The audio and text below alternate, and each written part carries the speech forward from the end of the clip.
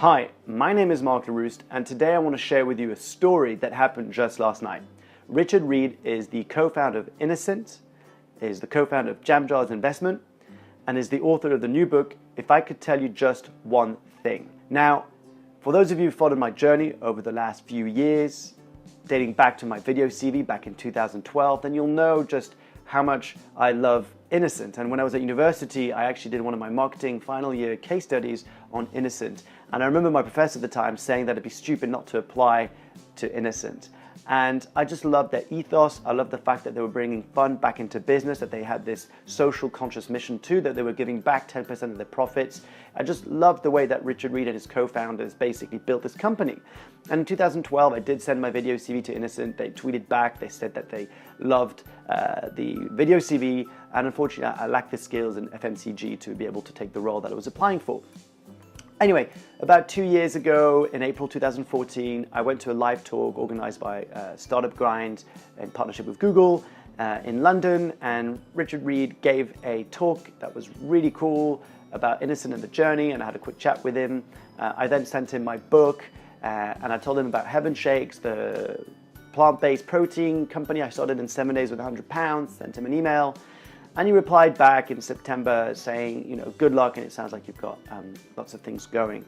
And I've always had it in my back of my mind that I've wanted to interview him on my show. Actually, Richard Reed is probably one of the top 5 people I would love to interview on my show, just because he's been a huge inspiration for me. And their book, a book about Innocent and what they've learned along the way, has been one of my favorite business books that I've recommended to many of my clients. So when a friend sent me an email to say that there was an event taking place organized by the School of Life in London with a panel of great speakers that was going to be curated and hosted by Richard Reed, I couldn't resist the temptation to attend. About an hour before heading out to the event, I realized that if I was going to get Richard's attention, and if I was going to be able to stand out from the crowd, I was going to have to come up with something a little bit different than just going over, shaking his hand and asking him to come on the show. So I basically, with my very limited skills, I'm not a graphic designer in any kind of way, took screenshots of my current website of my podcast, Unconventionalists.com.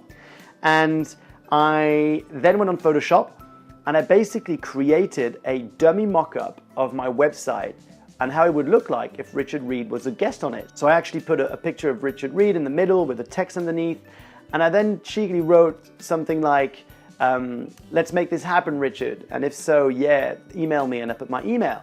And I then went out to try and find a printer because I couldn't print it here, and I found a printer, did it on an A3, kind of a thick paper, and that was my plan. I didn't know if it was going to work. My plan was to go with this kind of dummy and give it to Richard at some point and tell him, like, look, this could look amazing if you actually came on the show. I then wrote a handwritten note just to say who I was, to put some context about why I was reaching out and why I really wanted to get on the show. I rolled it all up, put some string attached around it, and off I went. I met up my friends outside the venue and we queued up. There was a huge queue that went all around the building. It was pretty insane, to be honest. We got inside the venue, and I couldn't believe how big this venue was. There must have been at least 1,000 people, and it was a sold-out event. So here I am, sitting on maybe the 3rd or 4th row at the front, in the middle, next to my friends, and I'm just thinking, how am I going to get this scroll to Richard? Now, keep in mind that because of an error on the printer, I had an extra A4 copy of the dummy, and so I had that. And I'm sitting there, and I'm seeing the stage, and there's 5 chairs, there's a table in the middle, and I'm thinking, maybe I should just get up and put the paper on the table so that when Richard goes up and sits, he'll be forced to see the paper, and he'll see it, and he'll hopefully find that quite funny and creative and like the initiation and get back in touch with me. The problem was, A, I wasn't sure if I was going to get rugby tackled by some security member as I walked towards the stage. B, I wasn't sure if it was going to take offense around the idea that I'd put this marketing paper, I guess, on the table. And 3, I had no idea it was going to sit. So as I'm thinking this, I'm sharing this with my friend sitting next to Lydia, and she's like, no, you need to do it, you need to do it. I then spot Richard walking down the other side of the room towards where I guess the speakers or the panelists were gonna sit. And there and then I just got up, grabbed this A4 piece of paper, asked the people that were sitting down to budge so I could get through, made my way across the audience over to Richard, and I walked up and I just said, hi Richard, my name's Mark, and you might not remember me, we met a couple of years ago. And he smiled and he sort of shook my hand. And I said, I'd love to get you on the show. Here's a little mock-up that I made. And I think he was maybe a little bit confused at first of seeing his picture on something. And then I think he kind of laughed. And it was just before he was about to speak. So I thanked him and I went back to sit on my seat. And then the event was great, really inspiring speakers, sharing stories. It was all about the lessons they learned along the way. And it was kind of a live version of Richard's book. And at the end, they asked all of us to sit down so the speakers could make their way outside to the table where they're going to be signing books. And Richard went straight from the stage to outside. So the paper I'd given him had been left behind on a bench. The good news is that I had a backup, which was the scroll, the big one, the A3 with my handwritten note inside. And so we got up, we went out, and there was this huge queue to be able to get to see him. But if you've ever heard me telling the story about how I met Tim Ferriss, then you'll know that I'm not going to shy away from a long queue to meet someone that I really want to speak with.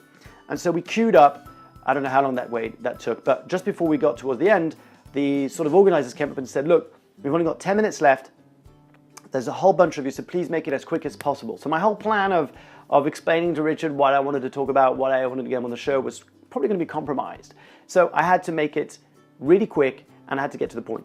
So I got there eventually, and I gave him the book, and he kind of laughed when he saw me, and I gave him the scroll, and he actually thought that it was the original one. I gave him the A4, and I asked him, so I'd love to get you on the show, and he said, why not?